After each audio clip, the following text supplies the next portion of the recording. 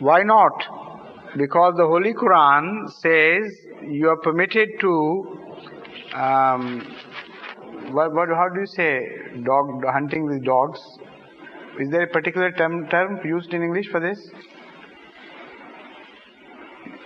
Game hunting with dogs is permitted in the Holy Quran, you know. So I'm asking anyone who knows, is there a particular term in English used for this catching birds or things No, but they're two different things.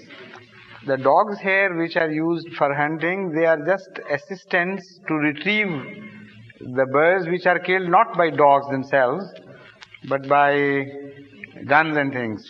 Except, No, I'm not. Except perhaps I think rabbits are caught by dogs. But anyway, it is permitted in Islam. So if it is permitted, why shouldn't you keep dogs? How can you train them and how can you use them for hunting game while you are not keeping them? What is bothering you is another tradition which says, if it is correct, it says that Ahmad sallallahu alaihi wasallam discouraged people having dogs in their houses and said, wherever there are dogs in the houses, the angels do not visit. Now this tradition cannot be translated in any manner as to contradict the clear injunctions of the Holy Quran. So obviously, people have misunderstood the meaning and significance of this instruction. The fact is that if the dogs are not trained and if they are let loose in the houses, all the gentle people, all the gentlemanly people would think not only twice but many times before visiting that house. Because nobody wants to be bitten by dogs or chased by dogs. Now this is something which is completely alien to the Western society of today. Nowadays, in most of the Western countries, dogs are so well trained and they are legal.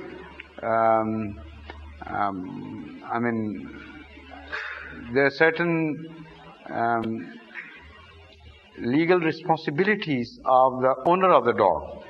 That if a dog bites some visitor or someone, he has to pay the damages which may amount to even 100,000 or more in America, for instance.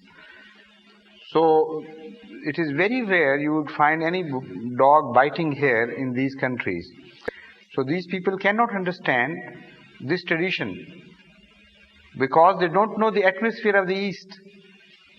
We know that most dogs as kept in our country or other countries are more likely to bite the visitors than not. So people cease to visit such places. I know some houses myself where I don't pay any visit or have not been paying visits, and when they reproached me for this, I said, first you bind your dog or make him behave, otherwise I can't come. I'm not fond of being bitten by dogs or chased by them. So that is what it means, number one. That where unruly dogs are kept, purposelessly, or violent dogs, ferocious dogs, there angels don't visit, and by angels here is meant angelic people. Secondly, this, according to some scholars, this could have been used as not in literal terms but in spiritual terms. Dogs spiritually, because the Holy Quran also mentions dog as an example and mentions that some people are like dogs. For instance, where Balam Baur is mentioned in the Holy Quran, the example of a dog is given and he is painted as one like a dog. That is the reason why that dog is mentioned when Balam Baur is mentioned. So that shows that some people are like dogs, and they are injurious to peace, they are a hazard to peace. And wherever, in whichever houses such people are found, angels won't visit. Angels in both senses here.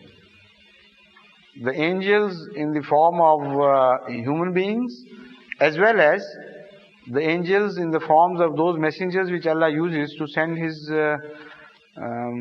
word to man.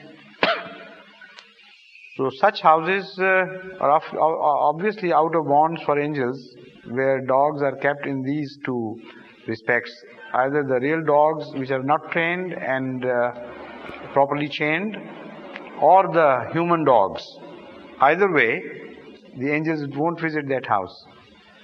But it's impossible to translate this tradition in any way where it contradicts the Holy Quran, as I mentioned. When the Holy Quran permits you to keep dogs and to train them and to go game hunting with them, how can the tradition of the Holy Prophet reject that clear injunction of the Holy Quran?